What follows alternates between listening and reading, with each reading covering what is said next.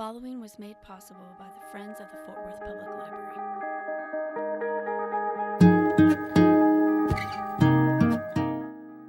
I'm Garth Stein. I'm a writer. I've got 4 novels. The Art of Racing the Rain was my sort of breakout, and then my latest one is called A Sudden Light. I also have 3 children's books out and full-length play, and I used to make documentary films back in the old days. I have my father is was a good old Jewish kid from Brooklyn, and my mother is Irish and Tlingit Indian hybrid from southeastern Alaska, from a small fishing village. And they met in the army in Germany, of all places. So yeah, a lot of different backgrounds. I didn't really know my father's family. My mother had a very large family. We ended up locating in Seattle, which is where I grew up. And so yes, certainly my family and where I grew up has a lot of influence on the stories that I write. The subject matter is I always do with family dramas, families in crisis, that sort of thing. Everything has been set in Seattle. I guess Raven Stole the Moon, my first book, is kind of also set in Alaska, but for the most part, I'm Northwest based in terms of setting.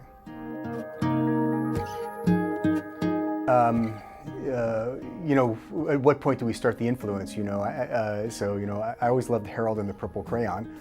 As a youth, of course, Maurice Sendak, I think, influenced all children of my generation. You know, when I grew up to adult books, my first crush was on J.R.R. Tolkien, you know, the Lord of the Rings. And because of that, I could never read any of the Harry Potter books.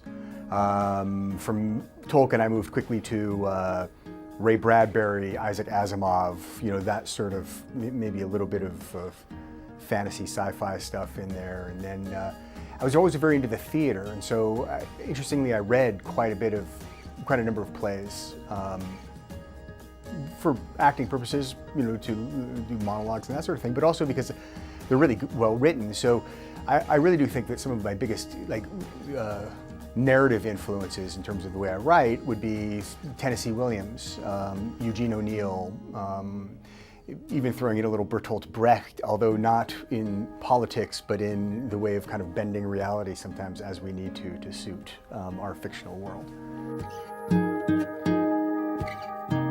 You know, I wasn't always an author, so you know, I wanted to write when I was young, and then ended up finding my way into film school and getting totally diverted into documentary filmmaking for about 10 years. Which I really loved, because it's storytelling as well, but it's using found objects. So I really enjoyed that process. What frustrated me about it was that in those days it was the pre-digital age, and so it cost a lot of money to make anything. And I was so busy raising money, I wasn't being able to make my films. So I said, that's ridiculous. I need to do something that I can just do and not have to worry about money. And so I went back to writing in that sense. So I wrote my first novel when I was 32. So I do really think that it is storytelling is what's at the key of it. It's what medium suits me, and I can only speak for myself.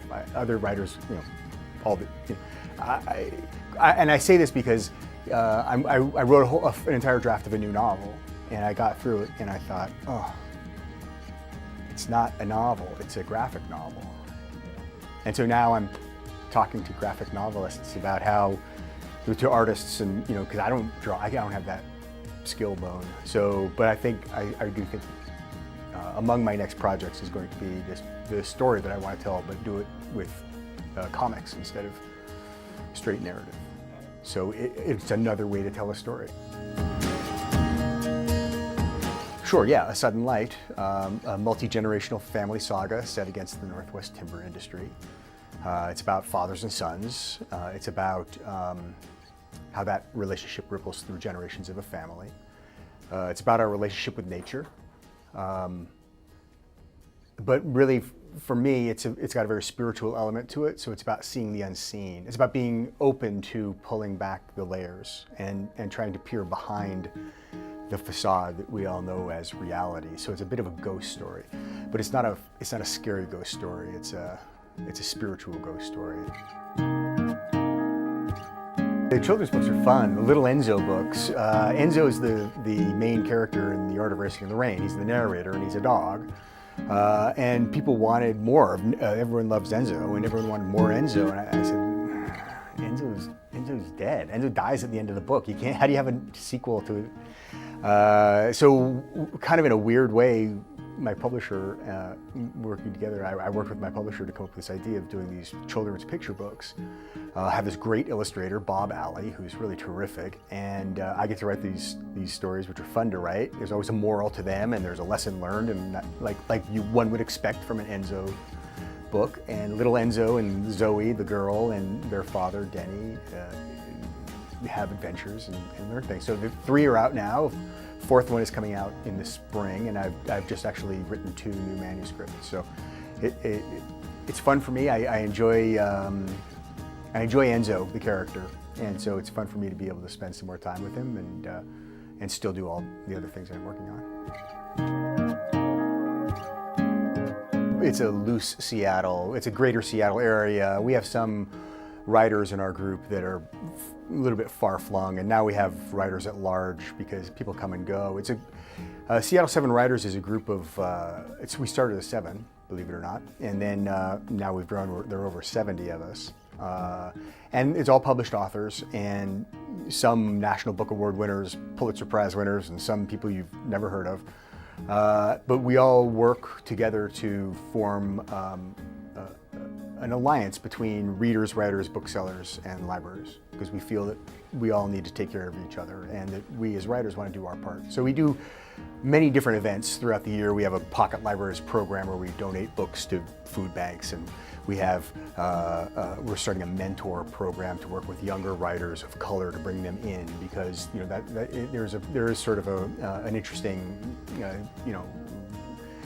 phenomenon that we're going into we're facing in this day and age, and everyone's facing it, of how do we make, how do we find, equity in this world, and so we want to address that in a positive way.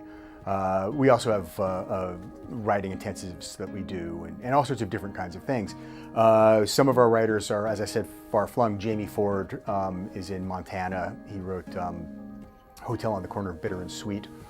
And we have Eric Larson is one of our at-large members, and he's super famous, but he's now living in New York. He was in Seattle forever, and then he moved. So we have some out of region, but for the most part, we stick to the Seattle area. It's a thing about building communities. I mean, that's what libraries are about.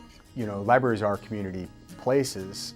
A national library, other than like an archive, which of course is necessary, a national library system I don't think is needed or would be effective, because in order for a library to address the needs of its community, it needs to be localized, and so decisions have to be able to be made. And we feel the same way with the work that we do. We need to be localized. People can always stay up to date. The internet is out there, so my website is garthstein.com, and if people go there, they can find out everything they need to know, probably more than they need to know about me. I have videos on there and all sorts of stuff, and also we can sign up for my newsletter. I put out a newsletter every 2 or 3 months, giving updates about what I'm working on, what I have, up on movie, if it's ever going to happen, that kind of thing. Other than that, there's Facebook and there's Twitter. Those are the ones that I do. I know there are other social media platforms out there, but I'm old, and I can handle this. And every now and then, my publicist tries to say, "No, you need to do Instagram," and I say, "I'm sorry, I cannot do. That is too much. One too many things." So Twitter @Garth Stein, and Facebook, I'm on there, and my website.